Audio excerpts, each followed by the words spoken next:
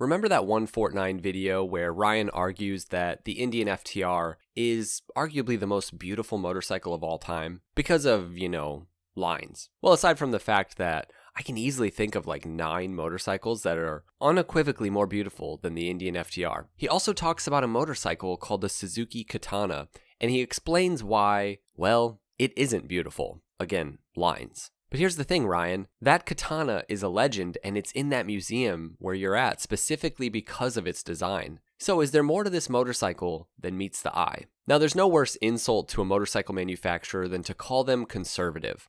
Smooth, clean lines that flow nicely with the aid of plain graphics. But by the end of the 1970s, the Japanese companies, the very companies that had led the charge forward in power and speed and technology for like the past 10 years, well, people were starting to get bored with their offerings. And as companies like BMW and Ducati and MV Agusta made waves with their unique, exotic sport offerings, companies like Suzuki, arguably the most conservative of all the Japanese motorcycle companies, felt like it was time to shake things up. For Suzuki, they decided to approach the problem through design rather than any sort of, major, bold innovation in terms of the mechanics or function. Making another Z1 or CBX with, say, 10 more horsepower just wasn't going to cut it at this point. They had to do something different. And they did so by taking the design for the new motorcycle outside of the company. Over in Bavaria, a small group of 3 designers made up Target Design: Hans-Georg Kosten, Jay Fellstrom, and Hans Muth.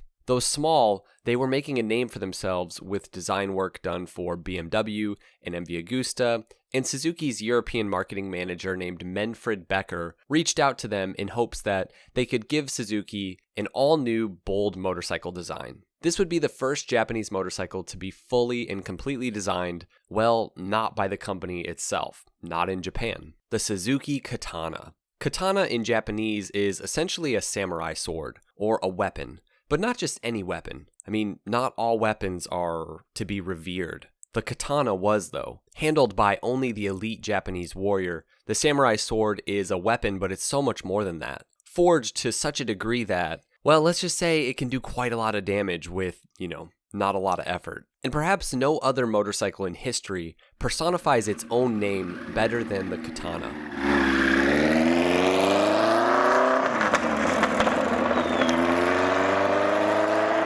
The instructions from Suzuki to Target Design were pretty minimal. Make us a European-style sport bike. That's pretty much all they asked, and most importantly, there were virtually no restrictions in terms of the design. Nobody was hampering the process, so the creatives were given creative freedom. Imagine that. The project consisted of 2 examples, coined ED1 and ED2. ED1 was unfaired and much less extreme for the time in terms of overall design. It's the ED2 that would ultimately become what we know of as the katana. ED2 was the result not just of styling for the sake of styling, though. With heavy wind tunnel testing, this model had incredible success in high-speed stability, but the main break from what had become known as the UJM, or Universal Japanese Motorcycle, really starts at the tank. Although it is true that the entire design as a whole was nothing short of extreme at this point. The Japanese motorcycles of the 70s had shifted their look from the 60s design to be, more British. A Kawasaki Z1 or CB750 or Suzuki GS750 at this point didn't really depart in that many ways from British styling. But the center of the design, that is the tank, was essentially in the same vein as, say, a Triumph Bonneville or like a Norton Commando. With the Katana, though, Target Design decided to make the tank a wedge. And from the tank out, we see a seat that looks nothing like anything that had come before it, angular and small, in many ways predicting the future of sport bike seat design, much like everything else on the bike, including the bold front fairing. Muth calls the design of the Katana a dramatic fly line. And I assume he's referring to the flight path of birds, and this isn't really about fly fishing. Basically, it's this consistent design language throughout the bike. It's sharp and consistent and goes from front to back like that samurai sword. Muth says that there are 5 main components to the katana's overall style and design. First, you have the headlight, sharp and angular.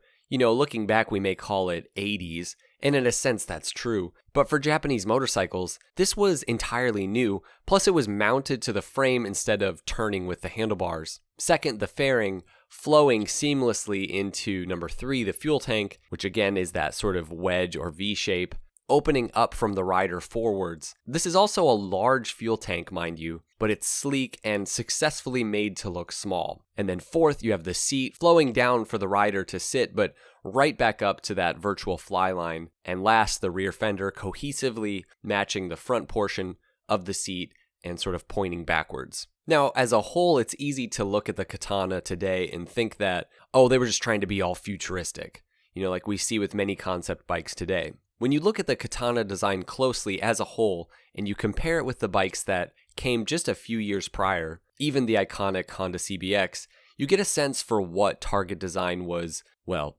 targeting. Prior to this, the design language for Japanese motorcycles had the engine really as the forefront. Everything else was kind of pointing to and displaying the engine as the centerpiece, and the absolute pinnacle of this is the CBX with that absolute honking 6-cylinder air-cooled engine just right in the forefront. With the Katana, that paradigm was basically thrown out the window. From the sculpted and multicolored seat, the way the tank flowed into the front fairing, to make the bike look like it was flying forward even when it wasn't moving. The design just screamed speed and performance at every level, and it made that statement of performance without just showing off the engine. Now today we see, the Katana's influence in motorcycles in that speed and aggression and performance can be shown in a lot of different ways. This bike looked like a sort of weapon on 2 wheels in a way that no other bike had before it. The brilliant thing was that this design somehow didn't complicate things for Suzuki's production.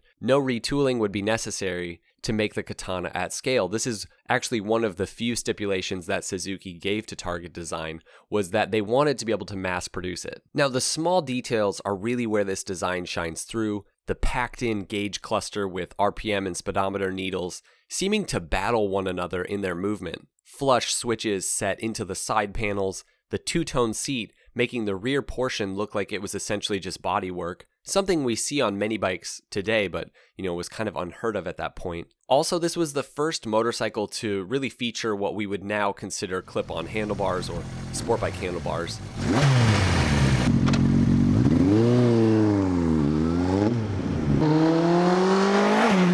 Obviously, clip-ons had existed, think about bikes like the BSA Gold Star, but this was a completely different kind of clip-on handlebars. This was like a modern sport bike. Again, for this time, 1980, nothing like this existed. And then you also have that iconic Katana symbol with a sword going through it. Just awesome, bold styling. When you compare early concept sketches for the bike, you see that the production version of the Katana was essentially a concept bike fully realized, something we just don't ever see anymore. I mean, even a cool bike like the original prototype for the KTM Duke 790 that had everybody just so pumped, well, it ended up losing some of the coolest features. But this was not the case with the Katana.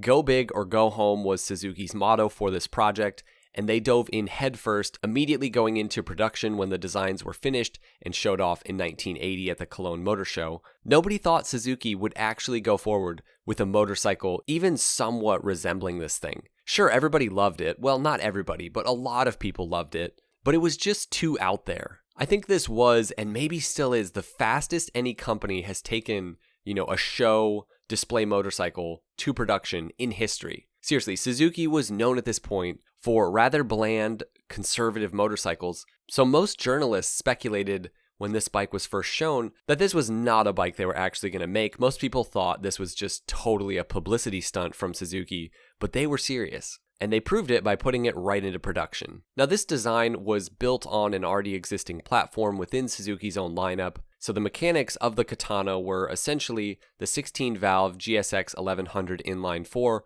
with a few minor tweaks. This was a big, heavy motorcycle, so these were necessary. Suzuki reworked the carbs and airbox, they lightened the alternator, and added a better outlet camshaft. In total, 11 horsepower were added, giving the Katana 1100 a total of 111 horsepower at 8,500 RPM, or 11st horsepower. With these numbers, the Katana blew past the biggest, fastest Japanese motorcycles in the world. It could do 150 miles per hour which was utterly mad for this time. But perhaps even more important than the incredible numbers was that stability at top speeds. Motorcycles at this time were way too powerful for their own good, but the Katana was perhaps the first big Japanese sport bike that could really maintain stability under maximum speed. You think about bikes like the Kawasaki Mach 3 or 4 or Z1 or even the Honda CBX.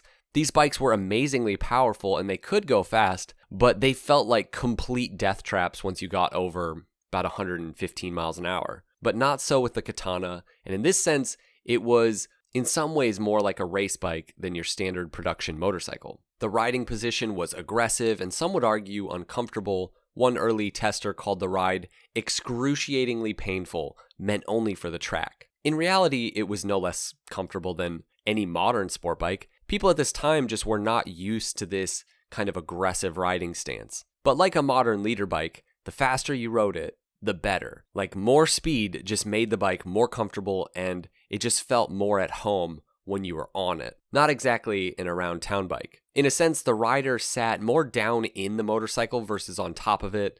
This is something we talk about a lot with motorcycles today, how far in versus how much on top you sit. But again, this was kind of a new concept. All motorcycles prior to this, you just sat on, right? There was no concept of sitting in the motorcycle, but with the Katana, that was the ergonomics. You were kind of down in it. And in many ways, this really would predict the future of sport bike design. It's pretty obvious the way that the Katana influenced the later iconic GSX R750, and of course, that bike many consider to be the first sort of modern sport bike. The bike didn't just go fast in a straight line, it really did handle well. All around, it was the fastest thing on the road in pretty much every way. Suzuki gave the bike 5-way adjustable twin rear shocks, while the front forks were given anti-dive units straight from their 2-stroke race bikes. This actually would hurt the Katana initially. Early testers noted that under heavy braking, the bike would lose traction and skip around dangerously. So most riders who took the Katana racing or who were really thrashing it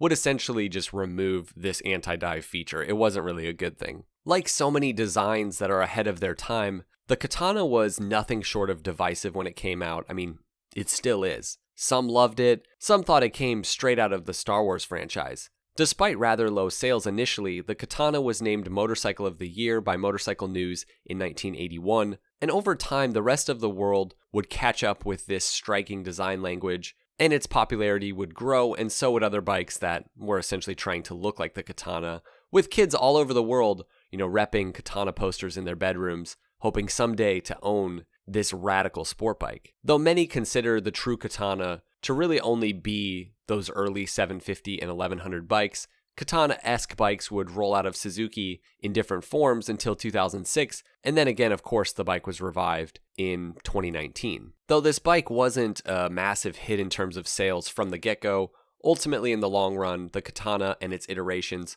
would really be a massive hit for Suzuki and would influence so many of their bikes going forward. Now you might be wondering, did the Katana ever race? Well, that same year of the release of the 1100 Katana, Suzuki decided to make a 1000cc version specifically for homologation, especially in TT Formula 1 class, but also the AMA Superbike Championship. To keep power on par with the original 1100, Suzuki tweaked the cam timing, beefed up the con rods, and a few other things. In the end, though, the Katana wouldn't really win anything of note in either AMA or Formula TT. For example, during the 82 season of the AMA Superbike Championship, the Katana was right on the tails of the likes of Eddie Lawson on his Kawasaki, but just not on the same level as most of these other bikes.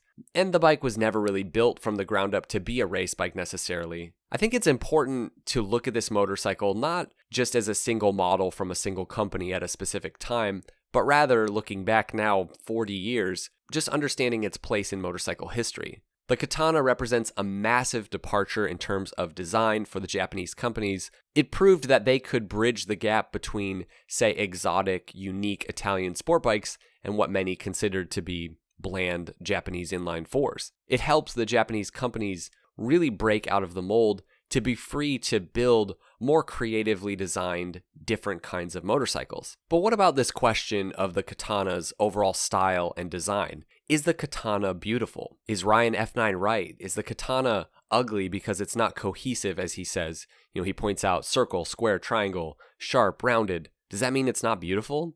Or would Hans Muth argue that the bike's consistent fly line from front to back, meant to convey speed and aggression, is actually cohesive and thus beautiful? I mean, the Indian FTR has all sorts of different shapes that, they're cohesive with each other to some level, but for my taste, it's not really my favorite, and I don't consider it that beautiful of a motorcycle. A simply designed motorcycle from the 60s, in my opinion, is more beautiful than both the Katana or the FTR, but of course all this is just kind of opinion and speculation. And taste. But to make my case, I was recently introduced to a concept from a katana enthusiast called sprezzatura. Now, this concept takes on many forms, and it's massively influential, but here's the gist as it applies to beauty, specifically in men's fashion. There was a time when men dressed fancy. They essentially dressed in just as frilly or beautiful, we would say, attire as women. But something changed along the way. Men started to wear suits. What we think of as the modern suit became popular as men really stopped trying to look beautiful, and men's fashion became marked by a sort of carelessness and often even oddness. When we think about great-looking men and their fashion, sure, some could use the word beautiful, but it's not the best word to describe them. It's masculine, it's meant to be masculine. Think about men's hairstyles that are often meant to look a bit messy. And women will comment sometimes on how much they like when a guy has like 1 or 2 strands of hair just kind of falling out. This is also why virtually every picture you see of World War II era soldiers, they tilt their hat a little bit sideways, a bit for the photos. It exudes this carelessness, this kind of offness. It's meant to show power held in reserve. That's really the heart of sprezzatura in design and in beauty and fashion. Look at the iconic and widely accepted as beautiful Patek Philippe watches and their evolution of their design through essentially the same time period as the Katana's day. Round, square, straight, curves, all of it is there in the design. Does that mean that it's an incoherent design because of that? Try telling watch enthusiasts that, this Patek Philippe isn't beautiful. It's not going to go well. The beauty is often in the dissonance. It's jarring in a good way, and sometimes these designs, they just need time with you, And in many ways, the Katana is meant to do exactly that. Yes, it's a bit off. That's intentional. Yes, for those of us who want our motorcycles to only be curvy and feminine, and we, even use feminine pronouns to describe them, there's nothing wrong with that. Again, I ride a Triumph. Edward Turner specifically has said at points that he was designing motorcycles to try to make them look feminine. But just because the Katana is doing something entirely different, sort of trying to have that reserved masculinity, just because that's not for you doesn't mean it's not objectively attractive or beautiful. It's not necessarily my cup of tea either, but it's just different. In some ways, times have changed. The Katana kind of looks dated to some, and Ryan might be right. Maybe we have learned that this isn't beautiful in most people's eyes, but maybe it's not really meant to be beautiful in the traditional sense. Maybe it's trying to exude a different vibe altogether. I mean, is a samurai sword beautiful? I guess from some angles, sitting still, but in the hands of a samurai coming at you, it's not really meant to be beautiful. It's a weapon. Watching from a distance, though brutal, a skilled warrior using his weapon has its own sense of beauty, and I think much like a MotoGP bike today, now with, all of these horrible fins, just being so brutal in the pursuit of performance, the Katana was designed for a similar purpose, and would pave the way for Japanese manufacturers to build the kind of sport bikes that we see today. So if you're not a fan of that trend, maybe you hate the Katana, maybe you think it's ugly, that's totally fine. I would certainly bet on my old Triumph over it, in a beauty pageant. But you can't overlook its importance in the history of motorcycles. And you know what? For Suzuki, I think the Katana is something to be proud of.